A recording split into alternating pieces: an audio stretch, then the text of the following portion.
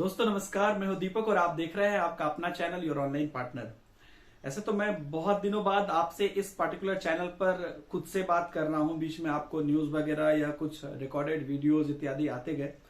बहुत दिनों बाद बात कर रहा हूं एक क्वेश्चन को लेकर, क्योंकि एक प्रश्न है जो काफी बच्चे अक्सर पूछते हैं कि सर अभी जो सीटेट में जो अभी ऑनलाइन एग्जाम हुई थी इसमें बहुत सारे चेंजेस हुए, इसको लेकर आपका क्या व्यू है कि अगला सीटेट कैसा होगा।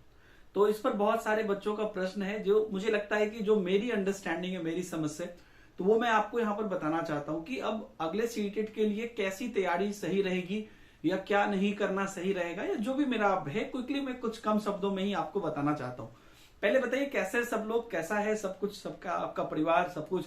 और उम्मीद करता हूं कि आप जहां पर भी होंगे, जिस भी क्षेत्र में होंगे और जिस भी कार्य में संलग्न होंगे, अच्छे से होंगे, अच्छे से कर रहे होंगे।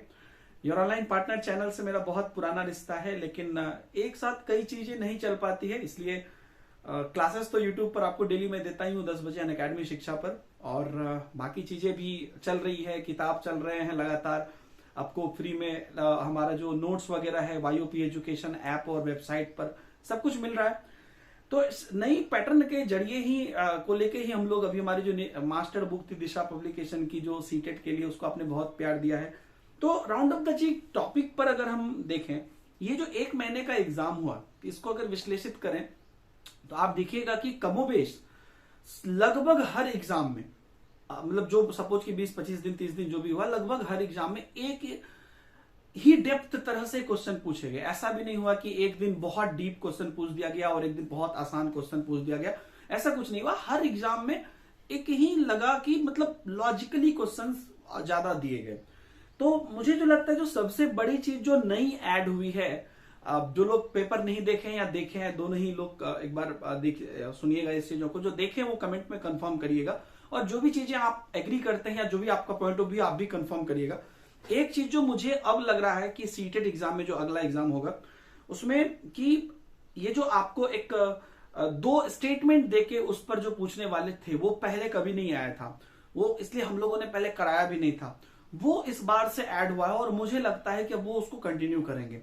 याद होगा आप लोगों को, अगर क्वेश्चन देखा होगा तो 2 स्टेटमेंट दिए, उसमें से दोनों करेक्ट है या एक करेक्ट है।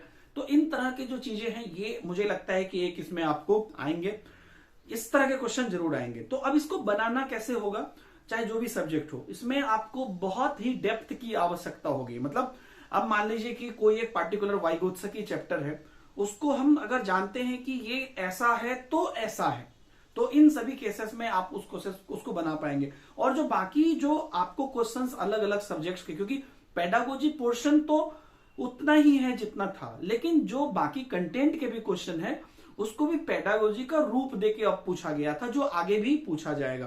पेडागोजी का रूप देने का क्या मतलब होता है? इसका मतलब जहां तक मुझे लगा कि अभी जैसे देखिए, अगर मुझे पूछना है कि एक पर्टिकुलर इंटेलिजेंसी का क्वेश्चन है सपोज, और उसमें मैं सीडीपी पढ़ाता हूं तो मैं ज्यादातर सीडीपी के एग्जांपल ले रहा हूं, आप कोई भी सब्जेक्ट पे लगा सकते हैं। सपोज कि एक कहते हैं हम लोग की अंतःवैयक्तिक बुद्धि होता है, इंट्रापर्सनल स्किल्स। अगर मुझे पूछना होगा इस बुद्धि के डेफिनेशन को, तो मैं बुद्धि का डेफिनेशन नहीं दूंगा, मैं एक दे दूंगा कि भाई आप मान लीजिए सपोज आप रमेश हैं, तो रमेश एक विद्यालय में टीचर है और वह बच्चों के अंदर जो है ये गुण दिखाना चाहता है कि बच्चा खुद से चीजों को, खुद को कैसे समझता है, स्व आकलन कर सके, विश्लेषण कर सके। तो वह बच्चों में किस प्रकार के, कौन सी बुद्धि बच्चों में विकसित करना चाहेगा, या इसके लिए कौन सी बुद्धि की आवश्यकता होगी, आपको ऑप्शंस रहेगा, तो उसमें आपको अंतःवैयक्तिक बुद्धि होगी। मतलब मैं एक एग्जाम्पल देके बता रहा हूं। तो ये तरह के क्वेश्चंस अब मुझे लगता है कि ज्यादा पूछे जाएंगे। और जितने भी आप टॉपिक आप पढ़ाई कर रहे हैं, तो पढ़ाई कैसे करें? तो पढ़ाई करने में बदला कुछ भी नहीं है, आपको बस यही है कि जो भी टॉपिक पढ़ रहे हैं, पहले क्या होता था कि हम लोग दिमाग में रखते थे कि भाई इसका बेसिक ऊपर ऊपर ऊपर ऊपर देख लो। अभी ऐसा नहीं है, मतलब ऐसा नहीं कि डरने वाली बात है, नहीं, इनफैक्ट अब ज्यादा आसान हो गई है। क्योंकि अगर आप उन चीजों को, क्योंकि अब देखिएगा ज्यादातर पेडागोजी जो होता है वो तो फील करने वाली चीज है ना, महसूस करने वाली चीजें हैं। लेकिन हाँ, हड़बड़ाने से नहीं होगा, उसमें हमको एकदम सिस्टमेटिकली हमें देखना होगा कि हम कैसे एक छोटी छोटी चीजों को ध्यान दे रहे हैं, तो वह उस प्रकार से हम उसको आंसर करेंगे या उसको बनाएंगे। ये एक महत्वपूर्ण पॉइंट होगा। तो एकदम चीजों पर थोड़ा सा धैर्य रखते हुए, मतलब आप ऐसे मान के चलिए कि अब तक अगर आप क्वेश्चन बनाते थे उससे 5 सेकंड और ज्यादा उस पर दीजिए, बस अपने आप को पेशेंस रखने में।